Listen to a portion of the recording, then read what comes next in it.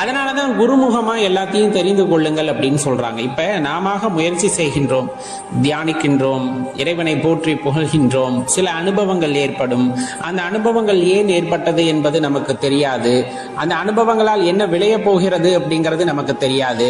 அவ்வாறு தெரிய வேண்டும் என்றால் அதனை பற்றி அறிந்த, அதை நமக்கு அறிவிக்கக்கூடிய ஒரு நபர் அருகாமையில இருக்க வேண்டும். ஒன்று இறைவனே, சிவபெருமானே அருகிலிருந்து இதுதான் அதற்கான உண்மை பொருள் அப்படின்னு சொல்லணும்.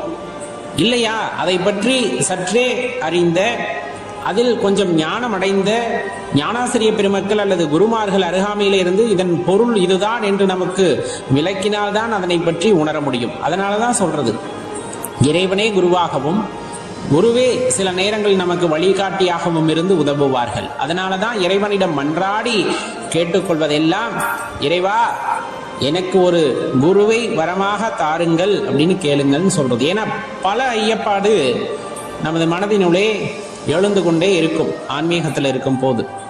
ஏன்னா பல விஷயங்களை தினமும் நம்ம செய்து கொண்டே இருப்போம், புதிதாக அனுபவம் வந்து கொண்டே இருக்கும். அதுல உண்மையா பொய்யா ஒண்ணுமே தெரியாது. சித்தாந்த வகுப்புகளை கேட்கும் பொழுது அல்லது சித்தாந்தத்தை படிக்கும் பொழுது ஒரு தெளிவு உண்டாவது போல் தோன்றும். அதாவது சூரியனை மேகம் மறைத்திருந்து மெதுவாக விலகுவது போல் தோன்றும். ஆனா அடுத்து இயல்பா அந்த வகுப்பை முடிச்சுட்டு வெளியே வந்தோமே, இயல்பான வாழ்க்கைக்கு வரும்போது மேகம் மீண்டும் மூடிக்கொண்டது போலவே இருக்கும். நமது அறிவின் வெளிச்சம் அவ்வளவுதான். அப்ப இதுல இருந்து நம்ம வெளியே வரணும், முழுமையாக அந்த பிரகாசம் வெளிப்பட வேண்டும் என்று இருந்தால் அது இறைவனின் கருணையால், திருவருளால் மட்டுமே நிகழக்கூடியது அப்படிங்கிறத மனதில் நிலைநிறுத்திக் கொள்ள வேண்டும்.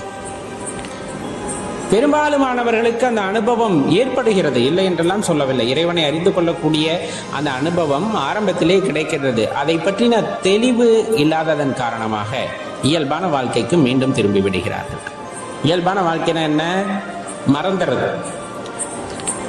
எதை நாம் உணர்ந்து கொண்டோமோ, எதை பற்றி நாம் தெரிந்து கொண்டோமோ அதை உடனே மறந்து விடுவது.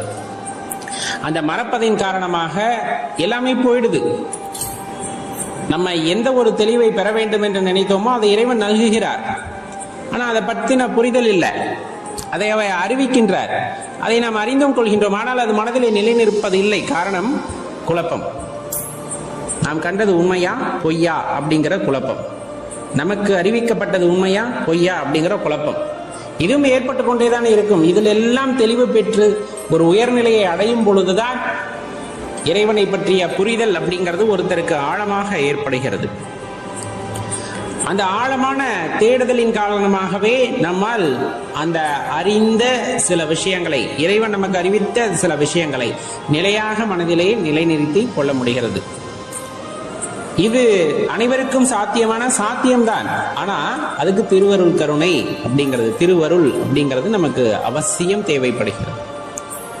இறைவனே கதி, அவ்வளவுதான். அவரு பார்த்து இவனுக்கு தெரிவிக்கணும் அப்படின்னு நினைச்சா தெளிவிச்சிருவார். அவரு பார்த்து இவனுக்கு அறிவிக்கணும் அப்படின்னு நினைச்சா அறிவிச்சிருவார். அறிவித்தது இவன் மண்டையிலே நிலைக்க வேண்டும், நிலை பெற்றிருக்க வேண்டும் என்று நினைத்தால் நிலை பெற்றிருக்க செய்து விடுவார்.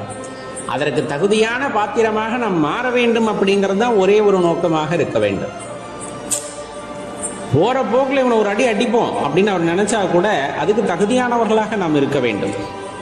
எல்லாத்தையும் அவர் அடிக்கிறது இல்லையே, செலமா கூட அடிக்கலாம் இல்ல. இன்னும் பாரு, நான் வேண்டாம் வேண்டாம்னு சொன்னால் விடாம தன்னை அறிந்து கொள்ள வேண்டும், என்னை உணர்ந்து கொள்ள வேண்டும் என்று நினைக்கிறானே அப்படின்ட்டு போற பாக்குல ஒரு உணர்தலை செய்வோம் அப்படின்னு அவருக்கே தோணணும். அந்த திருவருள் நமக்கு கிடைக்கும் பொழுதுதான் இப்ப நம்ம சொன்ன அந்த அறிவித்தல் அப்படிங்கிற அந்த நிகழ்வு நிலையாக நம் மனதிலே குடிகொண்டு இருக்கும்.